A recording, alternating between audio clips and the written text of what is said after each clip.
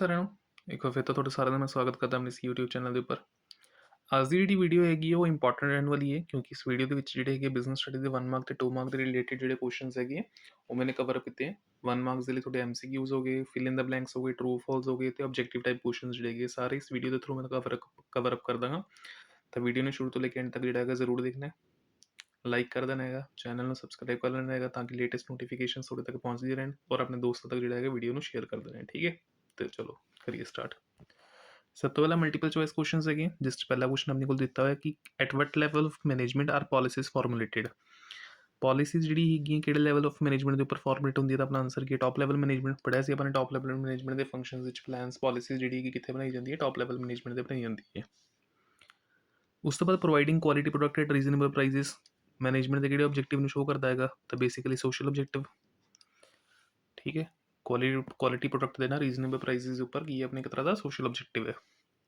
Management का main M की है कि उसने अपने गोल्स अचीव करने हैं दोनों efficiency and effectiveness, completion of task with in the time and cost effective manner तो बोथ एंड भी। नैक्सट किस लैवल के उपर अगर आप गल करिए मैनेजमेंट के फोरमैन इंक्लूड होंगे है तो फोरमैन अपना इंक्लूड होंगे ऑपरेशनल लैवल मैनेजमेंट के उपर जिसनों आप लोअर लैवल मैनेजमेंट भी कह दें एक तरह की लोअर लैवल मैनेजमेंट भी आप इसमें कह सकते हैं।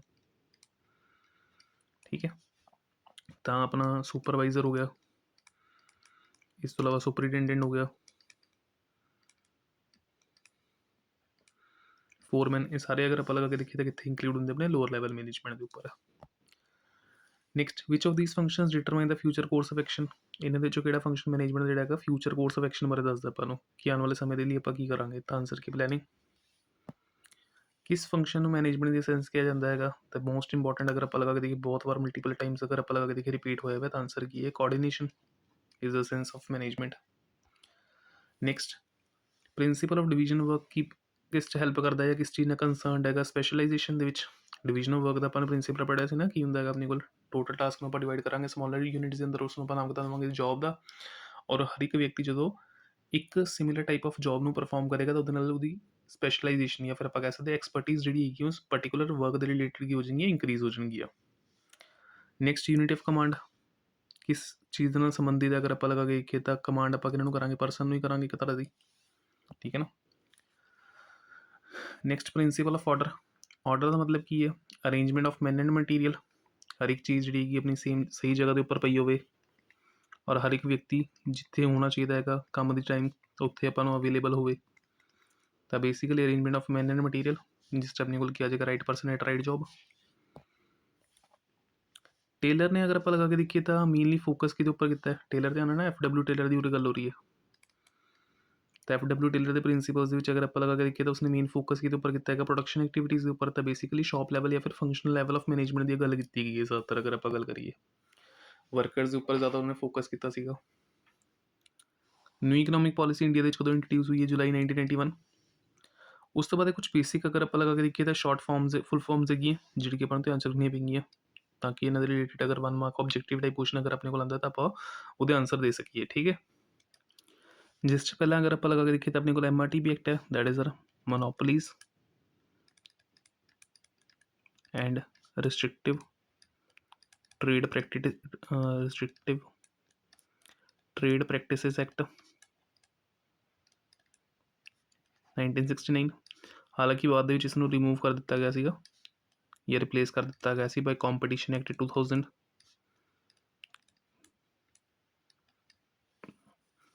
नैक्सट इस तो बाद फेर act foreign exchange regulation act, foreign exchange regulation बस इस पूरे एक्ट दे विचों रेगूलेशन का नाम चेंज करके इन्होंने की कर दिता मैनेजमेंट कर दिता तो यह फेरा तो की बन गया FEMA. GATT that is a general agreement for trade and tariff जोड़ा कि इंपोर्ट एक्सपोर्ट के उपर जो ड्यूटीज़ वगैरह लगनी चाहिए जो रूल्स एंड रेगूलेशंस बनने चाहिए इंटरनेशनल ट्रेड करने लिए जो भी अपने रूल्स एंड रेगूलेशंस होने चाहिए वो बनाती सी और ये बनी सी 1947 जिसने अपनी फंक्शनिंग की 1994 तक और 1995 फिर की बन गया वर्ल्ड ट्रेड ऑर्गेनाइजेशन बन गया जिस करके गैट में अबॉलिश कर दिता गया। ठीक, उस तो बाद डीमोनेटाइजेशन इंडिया कितनी बार हुई है 3 बार हो चुकी है 1946, 78 एंड 2016। 2016 8 नवंबर 2016 तो उन्हें सबने देखी है जो तो 500 के 1000 के नोट जोड़े थे बंद कर दिए गए थे। ठीक।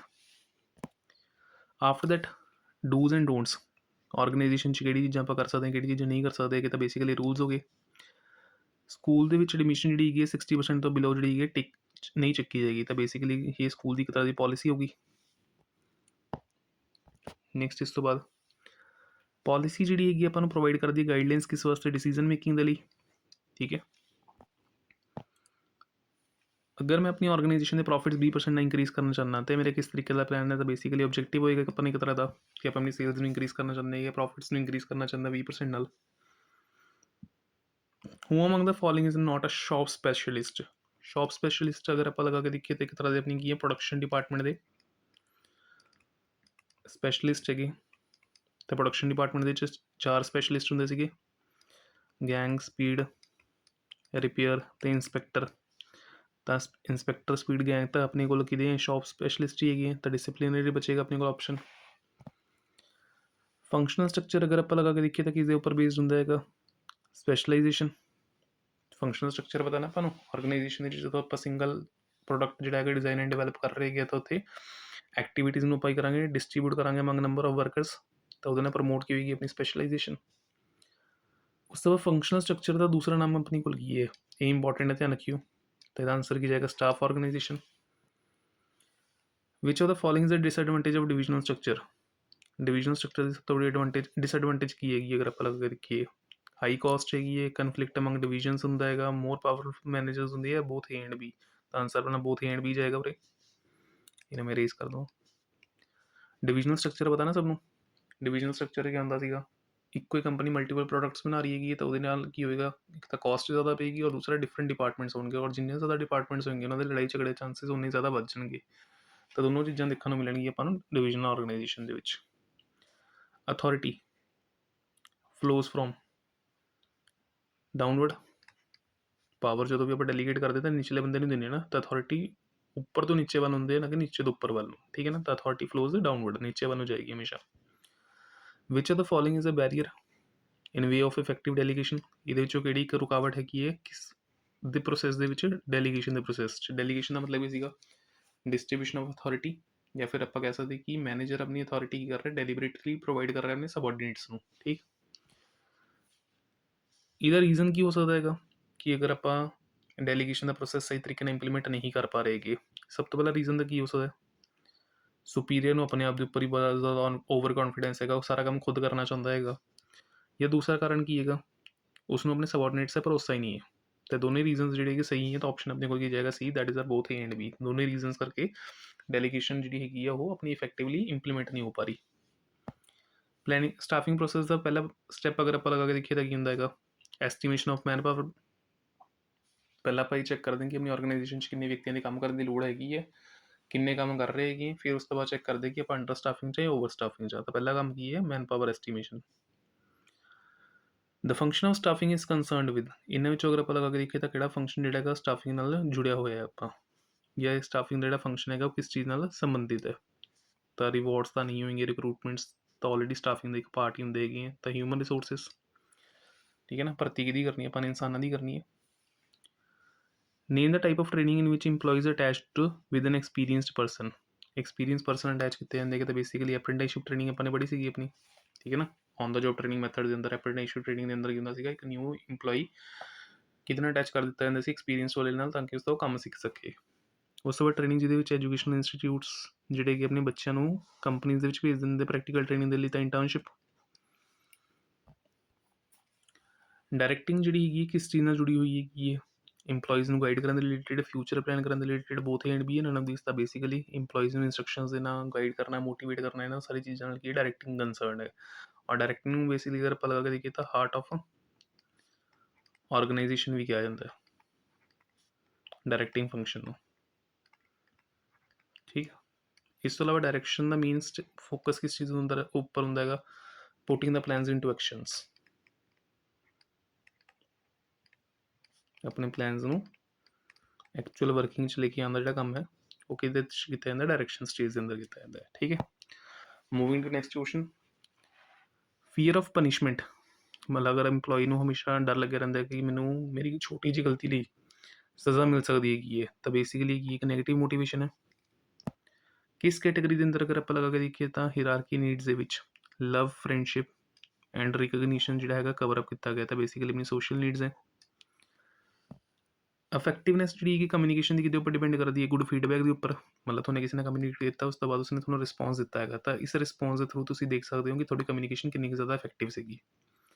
ਇਨ which type of barriers to communication does premature evaluation fall. Premature evaluation ਦਾ ਮਤਲਬ ਕੀ ਸੀਗਾ, ਦੂਸਰੇ ਦੀ ਗੱਲ ਪੂਰੀ ਸੁਣਨ ਤੋਂ ਪਹਿਲਾਂ ਆਪਣੇ ਮਨ ਦੇ ਵਿੱਚ ਜਾਂ ਫਿਰ ਆਪਣੇ ਦਿਮਾਗ ਦੇ ਵਿੱਚ ਪਹਿਲਾਂ ਹੀ ਸੋਚ ਲੈਣਾ ਕਿ ਅਗਲੀ ਗੱਲ ਕੀ ਬੋਲੇਗਾ ਉਹ, ਠੀਕ ਹੈ ਨਾ। ਤਾਂ ਬੇਸਿਕਲੀ ਸਾਈਕੋਲੋਜੀਕਲ ਬੈਰੀਅਰ ਇੱਕ ਤਰ੍ਹਾਂ ਦਾ। ਸਿਮੈਂਟਿਕ ਦਾ ਮਤਲਬ ਕੀ ਹੁੰਦਾ ਸੀਗਾ, ਲੈਂਗੁਏਜ ਬੇਸਿਸ 'ਤੇ ਜਾਂ ਸਾਇੰਸ ਆਫ ਲੈਂਗੁਏਜ, ਕਿ ਆਪਾਂ ਨੂੰ ਮਤਲਬ ਹੀ ਨਹੀਂ ਸਮਝ ਆ ਰਿਹਾ ਕਿ ਅਗਲਾ ਬੰਦਾ ਕੀ ਬੋਲ ਰਿਹਾ ਕੀ ਨਹੀਂ ਬੋਲ ਰਿਹਾ ਹੈਗਾ, ਕਿਉਂਕਿ ਉਹ ਜਾਂ ਤਾਂ ਕੋਈ ਟੈਕਨੀਕਲ ਲੈਂਗੁਏਜ ਦਾ ਇਸਤੇਮਾਲ ਕਰ ਰਿਹਾ ਜਾਂ ਫਿਰ ਉਹਦੀ ਟਰਾਂਸਲੇਸ਼ਨ ਕੀ ਹੈ ਗਲਤ ਹੈਗੀ ਹੈ, ਫਾਲਟੀ ਹੈ। ਬਾਕੀ ਫਿਰ ਇਨਫੋਰਮਲ ਕਮਿਊਨੀਕੇਸ਼ਨ ਨੂੰ ਆਪਾਂ ਇੱਕ ਹੋਰ ਨਾਮ ਦਿੰਦੇ ਹਾਂ, that is a grapevine communication. ਦੱਸਿਆ ਸੀਗਾ ਆਲਰੇਡੀ ਮੈंने ਤੁਹਾਨੂੰ ਜਦੋਂ ਕਵਰ ਅਪ ਕੀਤੀ ਸੀ one shot video. Which type of communication take place between superior and subordinates of different departments. ਇੱਕ ਡਿਪਾਰਟਮੈਂਟ ਦਾ ਸੁਪੀਰੀਅਰ ਕਿਸੇ ਦੂਸਰੇ ਡਿਪਾਰਟਮੈਂਟ ਦੇ ਸਬਆਰਡੀਨੇਟ ਨਾਲ ਗੱਲ ਕਰ ਰਿਹਾ ਹੈਗਾ। ਤਾਂ ਬੇਸਿਕਲੀ ਹੁਣ ਜਿਵੇਂ ਇਹ ਸਪੋਜ਼ ਦੋ ਡਿਪਾਰਟਮੈਂਟਸ ਹੈ, ਇਹਦਾ ਸੁਪੀਰੀਅਰ ਇਹਦੇ ਸਬਆਰਡੀਨੇਟ ਨਾਲ ਗੱਲ ਕਰ ਰਿਹਾ ਹੈ, ਤਾਂ ਡਾਇਗਨਲ ਬਣਾਏਗਾ ਇੱਕ ਤਰ੍ਹਾਂ ਦਾ, ਠੀਕ ਹੈ ਨਾ। ਤਾਂ ਉਹਦੀ ਕਮਿਊਨੀਕੇਸ਼ਨ ਜਿਹੜੀ ਹੈ ਡਾਇਗਨਲ। ਹੌਰੀਜ਼ੌਂਟਲ ਦਾ ਮਤਲਬ ਹੁੰਦਾ ਸੇਮ ਲੈਵਲ ਦੇ ਉੱਪਰ ਕਮਿਊਨੀਕੇਸ਼ਨ ਹੋ ਰਹੀ ਹੈ। वर्टिकल का मतलब होंगे या तो ऊपर तो नीचे या नीचे तो ऊपर, अपवर्ड या डाउनवर्ड, ठीक है। Which type of management ensures the accomplishment of objectives are as per the plans. Management का किहड़ा फंक्शन अगर आप लगा के देखिए तो इंश्योर करता है कि अपने जो टास्क है वो कंप्लीश हुए हैं एज पर द प्लान्स। तो कंपैरिजन हो रहे एक्चुअल परफॉर्मेंस का स्टैंडर्ड सैट के नाल। तो कंट्रोलिंग स्टेज के हुंदा सी काम। सो द आंसर की है कंट्रोलिंग। किहड़े फंक्शन मैनेजमेंट का नर्वस सिस्टम भी कहा जाता है, तो देखा सीगा आपां ने ਕੋਆਰਡੀਨੇਸ਼ਨ ਆਪਾਂ ਕੀ ਕਹਿੰਦੇ ਹੈਗੇ, ਮੈਨੇਜਮੈਂਟ ਦਾ ਨਰਵਸ ਸਿਸਟਮ ਕਹਿ ਦਿੰਦੇ ਹਾਂ। ਲੌਂਗ ਟਰਮ ਇਨਵੈਸਟਮੈਂਟ ਡਿਸੀਜ਼ਨਸ ਨੂੰ ਕੈਪੀਟਲ ਬਜਟਿੰਗ ਕਿਹਾ ਜਾਂਦਾ, ਔਰ ਸ਼ਾਰਟ ਟਰਮ ਨੂੰ ਆਪਾਂ ਨਾਮ ਦਿੰਦੇ ਹੈਗੇ ਵਰਕਿੰਗ ਕੈਪੀਟਲ ਦਾ। ਸ਼ਾਰਟ ਟਰਮ ਦੇ ਰਿਲੇਟਿਡ ਅਗਰ ਕੁਐਸਚਨ ਪੁੱਛਦੇ ਤਾਂ ਆਪਣਾ ਕੀ ਸੀਗਾ answer, working capital. Long term 'ਚ ਕੀ ਹੁੰਦਾ, ਕੈਪੀਟਲ ਬਜਟਿੰਗ। ਕੈਪੀਟਲ ਗੇਅਰਿੰਗ ਬੇਸਿਕਲੀ ਅਗਰ ਆਪਾਂ ਲਗਾ ਕੇ ਦੇਖੀਏ ਤਾਂ ਕੀ ਹੁੰਦਾ ਹੈਗਾ, percentage of different securities in capital structure. ਕਿਸੇ ਵੀ ਕੰਪਨੀ ਦੇ ਕੈਪੀਟਲ ਸਟਰਕਚਰ ਦੇ ਵਿੱਚ किस तरीके की सिक्योरिटीज़ जुड़ी हुई है, ਉਹਦੀ परसेंटेज ਨੂੰ, ਜਿਵੇਂ ਡੈਟ ਕਿੰਨਾ परसेंट है, इक्विटी किन्ना परसेंट हैगा अपने कोल, रिटेन्ड अर्निंग्स का कितना पार्ट हैगा। तो बेसिकली की है कैपिटल गेयरिंग है। पैक्यूनरी लिमिट स्टेट कमीशन की किन्नी होंदी है, 1 करोड़ तो लेकर 10 करोड़ की। ये ध्यान रखना हुण CPA 2019 के अकॉर्डिंग चल रहा है, 1986 वाला नहीं है। तो जिन्होंने को किताबां पुरानी है ध्यान रखियो अपना। 1 करोड़ तो लेकर 10 करोड़ की लिमिट जी हैगी वो की है स्टेट कमीशन की हैगी है। 1 करोड़ तक की जी लिमिट होंगी है डिस्ट्रिक्ट कमीशन की होंगी है, और मोर दैन 10 करोड़ की जी लिमिट है वो नैशनल कमीशन की होंगी है। Which quality certificate mark is use to verify the quality of products. तो ISA मार्क, ठीक है ना, क्वालिटी इंस्पैक्शन के लिए जरूरी है। एग्रीकल्चर प्रोडक्ट के रिलेटिड अगर आप लगा के देखिए तो एग मार्क होंगे है, और अगर आप ज्वेलरी वगैरह देखना चाहते हैं तो उत्थे अपने BIS मार्क्स होंगे। According to Philip Kotler, the number of units that can be marketed, that is are 10, ठीक है ना। मतलब फिलिप कोटर के अकॉर्डिंग अगर आप लगा के देखिए तो 10 तरीके की ऐसी चीज़ें हैं जिन्होंने आप मार्केट कर सकते हैं, जिस टाइम अपने गुड्स आ जाते हैं। इस तो अलावा अपनी सर्विसेज आ जाती है कि इस तो अलावा अगर आप लगा के देखिए एंटरटेनमेंट आ जाता, अपना प्लेस, ऑर्गेनाइजेशंस, एक्सपीरियंसिस, आइडियाज़। तो इस तरीके ने टोटल इसने की किया हुआ 10 यूनिट्स डिवाइड कर रखी हैं जिन्होंने आप कर सकते हैं मार्केट कर सकते हैं, ठीक है। तो बस 1 मार्क के लिए ध्यान रखियो। मैनेजमेंट अपने की एक इनएग्जैक्ट साइंस हैगी है। Cost of which type of organisation is high, तो डिविजनल ऑर्गेनाइजेशन जिथे एक तो ज़्यादा प्रोडक्ट बन रहेगी। नैगेटिव प्रोसैस किसी कहने आप सिलेक्शन, और पॉजिटिव प्रोसैस किनू कहने आप रिक्रूटमेंट में। पॉजिटिव की है ज़्यादा तो ज़्यादा लोग अपलाई कर सकते हैं, तो रिक्रूटमेंट। नैगेटिव क्यों है सिलेक्शन, क्योंकि उत्थे अगर एप्लीकेशंस अपने को 200 दी हैं और वैकेंसी सिर्फ 20 हैगी हैं तो 200 के 180 तो कढ़नी पैणगे आपां नूं। It is why this known as a negative process. Highest need hierarchy of human needs they which self actualisation होंदी हैगी है। ध्यान रखना, मेरे तो रिपीट हो गया गलती ना option. Self actualisation needs. Bata एक शू मैन्युफैक्चरिंग कंपनी है जिहड़ी कि अपने कस्टमर्स नूं डायरैक्टली अपने गुड्स जिहड़ी कि थ्रू बेच रही है अपने शोरूम के थ्रू। तो जीरो लैवल चैनल डिस्ट्रीब्यूशन, खुद ही बना रहे हैं खुद ही बेच रहे हैं। एक कंज्यूमर ने वॉशिंग मशीन खरीदी हैगी है पर उस तो इलैक्ट्रिक शॉक लग जाएगा, तो दसो कि राइट टू अपना एक्सरसाइज करेगा, तो राइट टू सेफ्टी। फंक्शनल फॉर्मनशिप की एक एक्सटेंशन है किस प्रिंसीपल का, डिवीजन ऑफ वर्क। याद है ना, फ्यूल ने दिता डिवीजन ऑफ वर्क। अगर आप लगा के देखिए तो टोटल टास्क में डिवाइड करना, बट टेलर का मनना की सीगा हर एक व्यक्ति काम 'ਚ एक्सपर्ट नहीं हो सकता, इस करके we have to need for some specialist. तो उन्होंने स्पेशलिस्ट ਨੂੰ ਉਹਨਾਂ ਕਿੰਨੇ ਹਿੱਸੇ 'ਚ ਵੰਡਿਆ ਸੀਗਾ ਟੋਟਲ 8 ਵਿਚ ਫੁੱਲ ਵੀ divided among 2 departments in 4 for each. ਠੀਕ ਹੈ ਨਾ। ਫੰਕਸ਼ਨਲ ਫਾਰਮੈਨਸ਼ਿਪ ਕੀ ਆਪਣੇ ਕੋਲ exchange information and division of work ਦਾ। Which of the following is a special price strategy. ਸਾਰੀ all of these 2 part pricing ਲਗਾ ਲਓ, ਪ੍ਰਾਈਸ ਲਾਈਨਿੰਗ ਲਗਾ ਲਓ। ਇੰਟਰਾ ਡਿਪਾਰਟਮੈਂਟ ਡਿਸਪਿਊਟਸ ਮਤਲਬ ਇੱਕ ਡਿਪਾਰਟਮੈਂਟ ਦੇ ਅੰਦਰੂਨੀ ਜੋ ਵੀ ਮਸਲੇ ਹੈਗੇ ਆ ਕਿ ਕਿਹੜੀ ਕਮਿਊਨੀਕੇਸ਼ਨ ਕਰਕੇ ਆਪਣੀ ਸੁਲਝਾ ਸਕਦੇ ਆ ਜਾਂ ਉਹਦੇ ਵਿੱਚ ਕਿਹੜੀ ਕਮਿਊਨੀਕੇਸ਼ਨ ਇਫੈਕਟਿਵ ਰਹੇਗੀ। ਤਾਂ ਬੇਸਿਕਲੀ ਹੋਰੀਜ਼ੋਨਟਲ ਇੱਕੋ ਹੀ ਡਿਪਾਰਟਮੈਂਟ ਹੈ ਨਾ, ਤਾਂ ਡਿਪਾਰਟਮੈਂਟ ਆਪਣੀ ਹੀ ਅੰਦਰ ਸੇਮ ਲੈਵਲ ਦੇ ਉੱਪਰ ਕਮਿਊਨੀਕੇਸ਼ਨ ਕਰ ਸਕਦਾ ਹੈਗਾ, ਤਾਂ ਉਸਨੂੰ ਆਪਾਂ ਨਾਮ ਤਾਂ ਦਿੰਦੇ ਹਾਂ ਹੋਰੀਜ਼ੋਨਟਲ। ਕਿਹੜੀ ਸਟ੍ਰੈਟਜੀ ਦੇ ਅੰਦਰ ਪ੍ਰਾਈਸਿਸ ਜਿਹੜੇ ਕਿ ਲੋ ਸੈੱਟ ਕੀਤੇ ਜਾਂਦੇ, ਤਾਂ ਪੈਨੀਟ੍ਰੇਸ਼ਨ ਪ੍ਰਾਈਸਿੰਗ, ਤਾਂ ਕਿ ਮਾਰਕੀਟ ਦਾ ਸ਼ੇਅਰ ਜਿਹੜਾ ਹੈਗਾ ਕੈਪਚਰ ਕੀਤਾ ਜਾ ਸਕੇ। ਉਹਦੇ ਪ੍ਰਾਈਸਿਸ ਲੋ ਸੈੱਟ ਕੀਤੇ ਜਾਂਦੇ ਹੈਗੇ ਔਰ ਪ੍ਰਾਈਸ ਸਕੀਮਿੰਗ ਦੇ ਅੰਦਰ ਪ੍ਰਾਈਸਿਸ ਕੀ ਸੈੱਟ ਕਰਦੇ ਆਪਾਂ ਹਾਇਰ, ਤਾਂ ਕਿ ਕੰਪੀਟੀਸ਼ਨ ਦੇ ਆਉਣ ਤੋਂ ਪਹਿਲਾਂ ਪ੍ਰੋਫਿਟ ਕਮਾ ਕੇ ਨਿਕਲ ਜਾਈਏ ਆਪਾਂ। ਕਿਸ ਨੂੰ ਮਾਰਕੀਟ ਦਾ ਕਿੰਗ ਕੰਸੀਡਰ ਕੀਤਾ ਜਾਂਦਾ, ਦਾ ਆਨਸਰ ਕੀ ਹੈ ਕੰਜ਼ਿਊਮਰ। ਠੀਕ, ਤਾਂ ਉਰੇ ਤੱਕ ਤੁਹਾਡੇ ਜਿਹੜੇ ਹੈਗੇ MCQ ਕੰਪਲੀਟ ਕਰ ਦਿੱਤੇ ਮੈਨੇ। ਬਾਕੀ ਕੁਝ ਤੁਹਾਡੇ 1 ਮਾਰਕਰ ਕੁਐਸਚਨ ਜਿਹੜੇ ਹੈਗੇ ਮੈਨੇ ਸੈੱਟ ਆਊਟ ਕੀਤੇ ਹੈਗੇ, ਤਾਂ ਇਹਨੂੰ ਇੱਕ ਵਾਰ ਰੀਡ ਕਰ ਲੈਣਾ ਚੰਗੀ ਤਰੀਕੇ ਨਾਲ। ਇਹਦੇ ਵਿੱਚ ਇੱਕ ਕੁਐਸਚਨ ਆਪਣਾ ਹੋਰ ਇੰਕਲੂਡ ਕਰ ਦੇਣਾ, ਮਤਲਬ ਮੈਨੂੰ ਲੱਗਦਾ ਸਪੇਸ ਕਰਨ ਮੈਂ ਰਹਿ ਗਿਆ ਸੀਗਾ ਇੰਕਲੂਡ ਕਰਨਾ। ਵਿਚ factor is important to build team spirit according to fuel ਦੇ ਅਨੁਸਾਰ ਕਿਹੜੀ ਚੀਜ਼ ਜਿਹੜੀ ਹੈਗੀ ਉਹ ਇੰਪੋਰਟੈਂਟ ਹੈਗੀ ਹੈ ਟੀਮ ਸਪਿਰਿਟ ਬਿਲਡ ਕਰਨ ਦੇ ਲਈ। ਤਾਂ ਉਹਦਾ ਆਨਸਰ ਕੀ ਹੈ effective communication.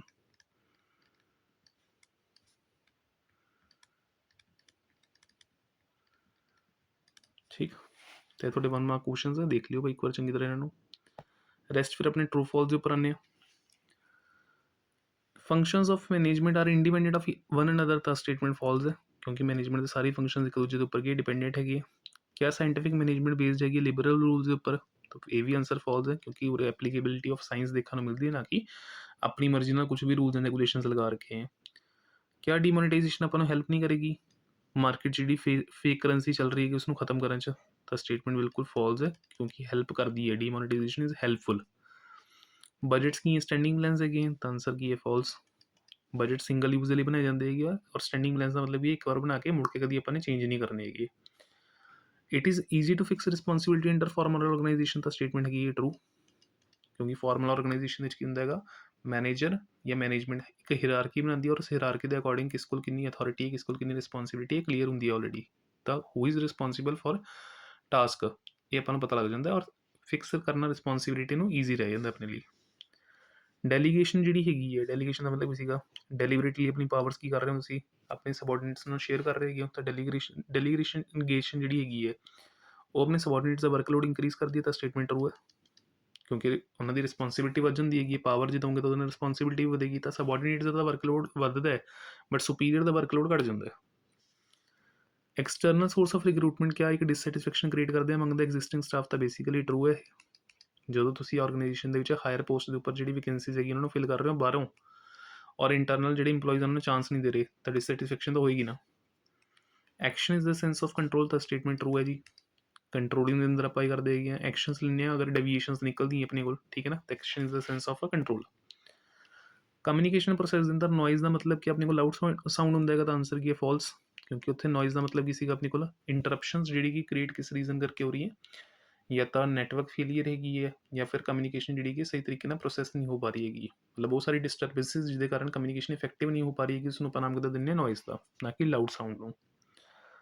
Process of marketing comes to an end as soon as product is sold, ਤਾਂ ਸਟੇਟਮੈਂਟ ਫਾਲਸ ਹੈ ਜੀ। ਮਾਰਕੀਟਿੰਗ ਦੇ ਅੰਦਰ ਅਗਰ ਆਪਾਂ ਲਗਾ ਕੇ ਦੇਖੀਏ ਤਾਂ product the designing and development ਤੋਂ ਇਲਾਵਾ ਆਫਟਰ ਸੇਲ ਸਰਵਿਸਿਜ਼ ਵੀ ਹੁੰਦੀ ਹੈ। ਤਾਂ ਜਿੱਥੇ ਆਪਾਂ ਨੇ ਮਾਲ ਵੇਚ ਦਿੱਤਾ ਉੱਥੇ ਆਪਣਾ ਕੰਮ ਖਤਮ ਨਹੀਂ ਹੁੰਦਾ ਹੈਗਾ, ਆਪਣਾ ਉੱਥੋਂ ਦੀ ਕੰਮ ਬੇਸਿਕਲੀ ਜਿਹੜਾ ਹੈਗਾ ਸ਼ੁਰੂ ਇੱਕ ਤਰ੍ਹਾਂ ਦਾ। ਪੈਕੇਜਿੰਗ ਨੂੰ ਆਪਾਂ ਸਾਇਲੈਂਟ ਸੇਲਸਮੈਨ ਕਹਿੰਦੇ ਤਾਂ ਬਿਲਕੁਲ ਟਰੂ। ਇੱਕ ਪੈਕੇਜਿੰਗ ਜਿਹੜੀ ਹੈ ਕਿ ਹੈਲਪ ਕਰਦੀ ਹੈਗੀ ਹੈ ਪ੍ਰੋਡਕਟ ਨੂੰ ਮਾਰਕੀਟ ਦੇ ਵਿੱਚ ਵੇਚਣ ਦੇ ਲਈ, ਈਵਨ ਕਿ ਉਹਦਾ ਕੋਈ ਸੇਲਸਮੈਨ ਨਹੀਂ ਵੀ ਹੈਗਾ, ਕਿਉਂਕਿ ਅੱਛੀ ਪੈਕੇਜਿੰਗ ਜਿਹੜੀ ਕਿ ਇੰਡਾਇਰੈਕਟਲੀ ਕਰਦੀ ਹੈ ਕਸਟਮਰਸ ਨੂੰ ਅਟਰੈਕਟ ਕਰਦੀ ਹੈ ਇੱਕ ਤਰ੍ਹਾਂ ਦਾ ਆਪਣੇ ਆਪ ਆਪਣੇ ਵੱਲ। A consumer can file a complaint directly in the supreme court of India, ਤਾਂ ਸਟੇਟਮੈਂਟ ਫਾਲਸ ਹੈ। ਡਾਇਰੈਕਟਲੀ ਤੁਸੀਂ ਸੁਪਰੀਮ ਕੋਰਟ ਦਾ ਦਰਵਾਜ਼ਾ ਨਹੀਂ ਖੜਕਾ ਸਕਦੇ ਹੈਗੇ, ਪਹਿਲਾਂ ਡਿਸਟ੍ਰਿਕਟ ਫਿਰ ਸਟੇਟ ਫਿਰ ਨੈਸ਼ਨਲ ਫਿਰ ਉਸ ਤੋਂ ਬਾਅਦ ਸੁਪਰੀਮ ਕੋਰਟ ਜਾ ਸਕਦੇ ਹੋ। ਕੋਆਰਡੀਨੇਸ਼ਨ ਹੈਲਪ ਕਰਦੀ ਹੈ ਗਰੁੱਪ ਐਫਰਟਸ ਨੂੰ ਇੰਟੀਗ੍ਰੇਟ ਕਰਨ 'ਚ ਤਾਂ ਕਿ ਆਪਣੇ ਆਬਜੈਕਟਿਵਸ ਅਚੀਵ ਕਰ ਸਕੀਏ ਤਾਂ ਸਟੇਟਮੈਂਟ ਟਰੂ ਹੈ।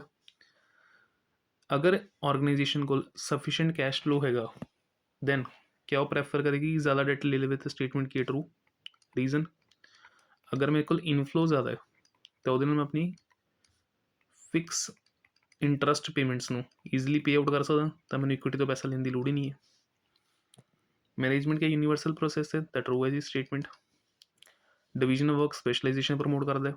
साइंटिफिक मैनेजमेंट जी कि साइंस के मैथड्स का इस्तेमाल किया गया है। प्लैनिंग और फोरकास्टिंग सेम नहीं है कारण फोरकास्टिंग अपन हेल्प करता है फ्यूचर प्रिडिक्शन जिमें सपोज जिमें वर्ल्ड कप चल रहेगा तो क्या इंडिया वर्ल्ड कप जितेगी तो फोरकास्टिंग आप कर सकते हैं कि हाँ प्रिडिक्ट कर रहे हैं एक तरह का भी जित भी सकती है ये बट प्लैनिंग की है systematical thinking in advance what to do when to do how to do and whose to do it. तो टीम इंडिया किस तरीके ने परफॉर्म करेगी किस तरीके ने अपनी ऑपोजिशन से अगेंस्ट स्ट्रैटेजीज बनेगी या किस तरीके ने आप वर्कलोड मैनेजमेंट करांगे वो सारा कुछ किहदे अंदर आएगा प्लैनिंग के अंदर। सो सिमिलर लगती है बट सिमिलर है नहीं।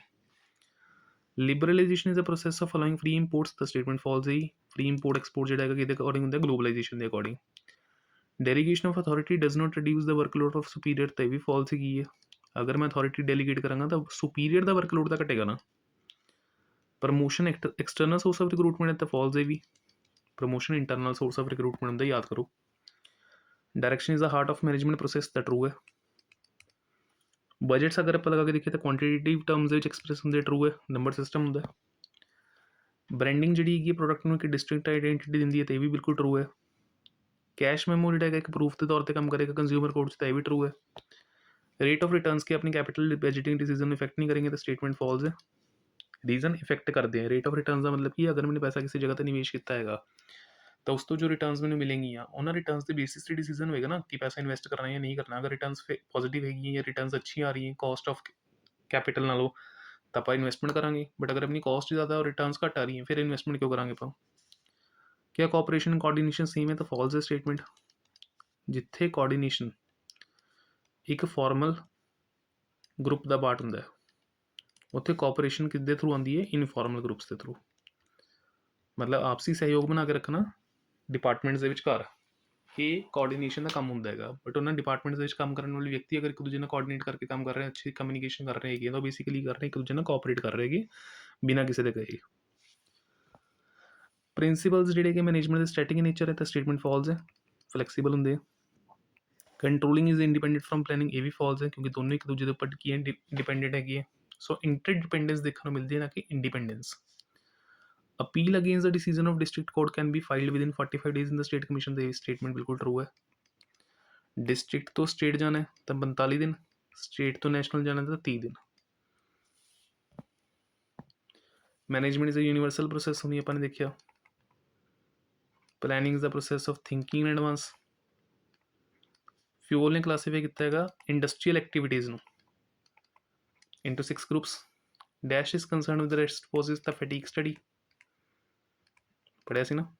रेस्ट वर्कर्स कितनी बार देना है कितने टाइम ड्यूरेशन देना अपने। Dash reforms are under the control of central bank तो मॉनिटरी रिफॉर्म्स पढ़िया अपन इकनॉमिक्स के अंदर दो तरीके की पॉलिसीज होंगी मॉनिटरी एंड फिजिकल तो सेंट्रल बैंक के कंट्रोल की होंगी मॉनिटरी पॉलिसी।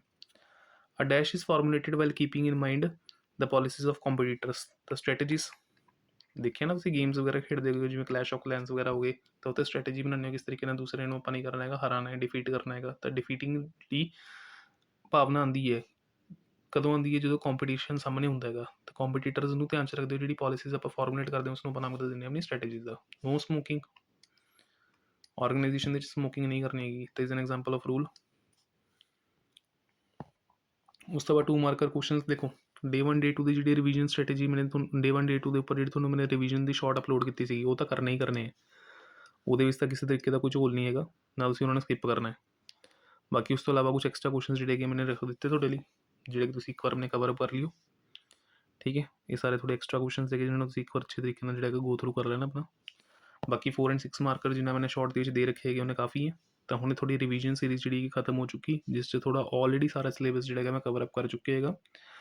हुण टाइम है कुछ ना कुछ सैंपल पेपर सॉल्व करने का तो जो ये वीडियो कंप्लीट कर लो अपनी किसी भी तरीके का थोड़ा अगर सैंपल पेपर मिलता है कोई बुक के पिछे मिलता है ਜਾਂ ਫਿਰ ਤੁਸੀਂ ਆਲਰੇਡੀ ਕੋਈ ਸੈਂਪਲ ਪੇਪਰ ਖਰੀਦ ਰੱਖੇ ਹੈਗੇ ਹੈ ਤਾਂ ਉਹਨਾਂ ਨੂੰ ਜ਼ਰੂਰ ਸੋਲਵ ਕਰਕੇ ਦੇਖਣਾ। ਬਾਕੀ ਅਗਰ ਤੁਸੀਂ ਚਾਹੁੰਦੇ ਹੋ ਕਿ ਮੈਂ ਤੁਹਾਨੂੰ ਸੈਂਪਲ ਪੇਪਰ ਸੋਲਵ ਕਰਾਵਾਂ ਜਿਹੜਾ ਕਿ ਮੇਰਾ ਬਣਾਇਆ ਹੋਇਆ ਹੈਗਾ, ਤਾਂ ਉਹਦੇ ਲਈ ਤੁਸੀਂ ਕਮੈਂਟ ਬਾਕਸ ਦੇ ਅੰਦਰ ਮੈਂਸ਼ਨ ਕਰ ਦਿਓ ਕਿ ਸਰ ਇੱਕ ਵੀਡੀਓ ਜਾਂ ਫਿਰ ਇੱਕ ਸ਼ਾਰਟ ਜਿਹੜਾ ਹੈਗਾ ਅਪਲੋਡ ਕਰ ਦਿਓ ਆਪਣੇ ਸੈਂਪਲ ਪੇਪਰ ਦਾ, ਠੀਕ ਹੈ। ਤਾਂ ਉਹ ਮੈਂ ਤੁਹਾਡੇ ਲਈ ਕਰ ਦਾਂਗਾ।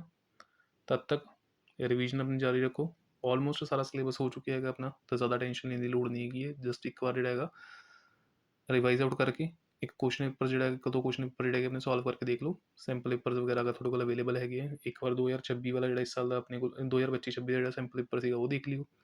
ਇੱਕ ਵਾਰ ਜਿਹੜਾ ਪ੍ਰੀਵੀਅਸ ਈਅਰ ਜਿਹੜਾ ਪੇਪਰ ਆਇਆ ਹੋਇਆ ਹੈਗਾ ਬੋਰਡ ਦੇ ਵਿੱਚ, ਇੱਕ ਵਾਰ ਉਹ ਦੇਖ ਲਿਓ, ਠੀਕ ਹੈ। ਰੈਸਟ 'ਚ ਜ਼ਿਆਦਾ ਕੋਈ ਟੈਨਸ਼ਨ ਦੀ ਲੋੜ ਨਹੀਂ ਹੈ। ਆਲਰੇਡੀ ਥੋੜਾ ਸਾਰਾ ਸਿਲੇਬਸ ਜਿਹੜਾ ਹੈਗਾ ਕਵਰ ਹੋ ਚੁੱਕਿਆ। ਹੁਣ ਤੁਹਾਡੇ ਉੱਪਰ ਹੈ। ਮੈਨੇ ਆਪਣਾ 100% ਦੇ ਦਿੱਤਾ ਜਿੰਨਾ ਮੈਂ ਆਪਣੀ ਤਰਫ ਤੋਂ ਦੇ ਸਕਦਾ ਸੀਗਾ। ਹੁਣ ਤੁਹਾਡੀ ਵਾਰੀ ਹੈ ਕਿ 20 ਤਰੀਕ ਨੂੰ ਜਿਹੜਾ ਹੈਗਾ ਉਹ ਤੁਸੀਂ ਮੈਨੂੰ ਡਿਸਅਪੋਇੰਟ ਨਹੀਂ ਕਰਨਾ। ਇੱਕ ਨੰਬਰ ਦੀ ਵੀ ਗੁੰਜਾਇਸ਼ ਜਿਹੜੀ ਹੈਗੀ ਯਾਦ ਰੱਖਣਾ, ਇੱਕ ਨੰਬਰ ਦੀ ਵੀ ਗੁੰਜਾਇਸ਼ ਐਗਜ਼ਾਮੀਨਰ ਨੂੰ ਦੇ ਕੇ ਨਹੀਂ ਆਣੀ ਕਿ ਉਹ ਤੁਹਾਡੇ ਮਾਰਕਸ ਕੱਟ ਸਕੇ ਕਿਸੇ ਵੀ ਤਰੀਕੇ ਨਾਲ, ਕਿਉਂਕਿ ਆਪਣਾ ਮਿਸ਼ਨ ਜਿਹੜਾ ਹੈਗਾ ਉਹ ਕੀ ਹੈ 80 ਆਊਟ ਆਫ 80, ਠੀਕ ਹੈ। ਸੋ ਆਲ ਦਾ ਬੈਸਟ, ਤਿਆਰੀ ਕਰਦੇ ਰਹੋ ਆਪਣੀ। ਮੈਂ ਵੀ ਤੁਹਾਡੇ ਲਈ ਅਲੱਗ-ਅਲੱਗ ਸਬਜੈਕਟਸ ਦੇ ਜਿਹੜੇ ਕੰਟੈਂਟ ਹੈਗੇ ਉਹ ਅਪਲੋਡ ਕਰਦਾ ਰਹੂੰਗਾ ਤਾਂ ਕਿ ਤੁਹਾਡੀ ਤਿਆਰੀ ਜਿਹੜੀ ਹੈਗੀ ਸਹੀ ਤਰੀਕੇ ਨਾਲ ਹੁੰਦੀ ਰਹੇ। ਮਿਲਦੇ ਆ ਫਿਰ next video. Till then bye bye.